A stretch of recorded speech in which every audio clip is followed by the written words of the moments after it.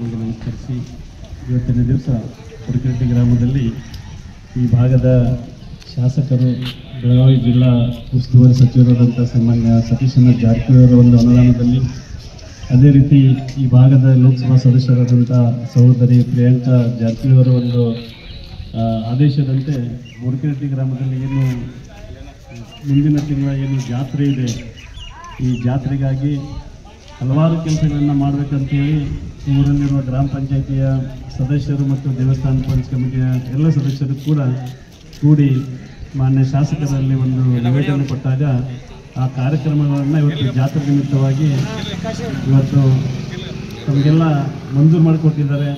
ಅದಕ್ಕಾಗಿ बोडकेनट्टी ग्रामದಲ್ಲಿ ಇದುವರೆಗೆ ताला ಕೇಳಿರ್ಬೋದು दादा साहेबांनी सांगितले ह्या बोडकेनट्टी गावाला मला वाटते गेल्या 17 वर्षामध्ये कुठला दुसरा राजकीय पक्ष 5 रुपयाचं अनुदान ह्या गावाला अजूनपर्यंत दिलेले नाही. 17 वर्षामध्ये 17 वर्षाचा पाठीमागे बोडकेनट्टी गावाचं वातावरण बोडकेनट्टी गावाचं परिस्थिती कुठल्या पद्धतीचं होते तुमच्या समोर आहे. गावातल्या पिण्याचं पाणी असू दे, गल्लीतले रोड असू दे, शेतामधले रोड असू दे, मंदिरचं निर्माण असू दे, म्हणजे जे पण काय अजूनपर्यंत केलेलं आहे फक्त या आमदार साहेबांचं निधीपूर्ण ह्या गावामध्ये संपूर्ण काम झालेलं आहे. आणि आज आम्ही बऱ्याच ग्रामपंचायतीमध्ये बघत आहोत एक गावामधले एक शेतामधले रोड करायचं असेल तर त्यांना भरपूर अडचण असतात. एक रोड करायचं शेतामधलं म्हणजे 1 वर्ष 2 वर्ष घेतात. परंतु साहेबांच्या आशीर्वादामुळं हा एक हंदीपूर ग्रामपंचायतीमध्ये फक्त बोडकेनट्टी गावामध्ये आम्ही 4 ते 5 रोड आता शेतातल्या सँक्शन करून घेतलेले आहेत.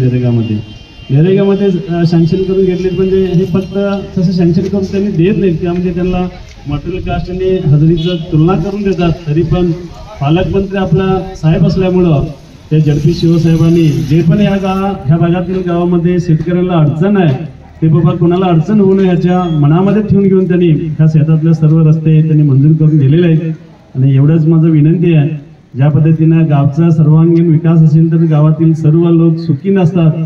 त्या पद्धतीनं तुम्ही सर्वांचा आशीर्वाद आपल्या भागाच्या आमदार साहेबांच्या वरती व खासदार साहेबांच्या वरती राहावा.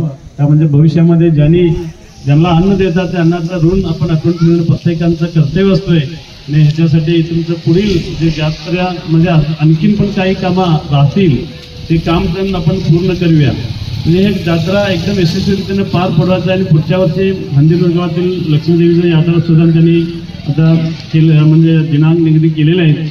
याच्यासाठी हंदीपूर गाव असू दे, बोडकेटी असू दे, कुर्याळ गाव असू दे, या तिन्ही गावामध्ये हा ग्रामपंचायतीमध्ये काय अडचण असेल तरी तुमच्या सोबत राहून ते कामाचं पूर्तता आपण करूया. आणि सर्वांनी मिळून आपल्या येणाऱ्या काळामध्ये देवीची जत्रा सुद्धा यशस्वीरित्या पार पडूया.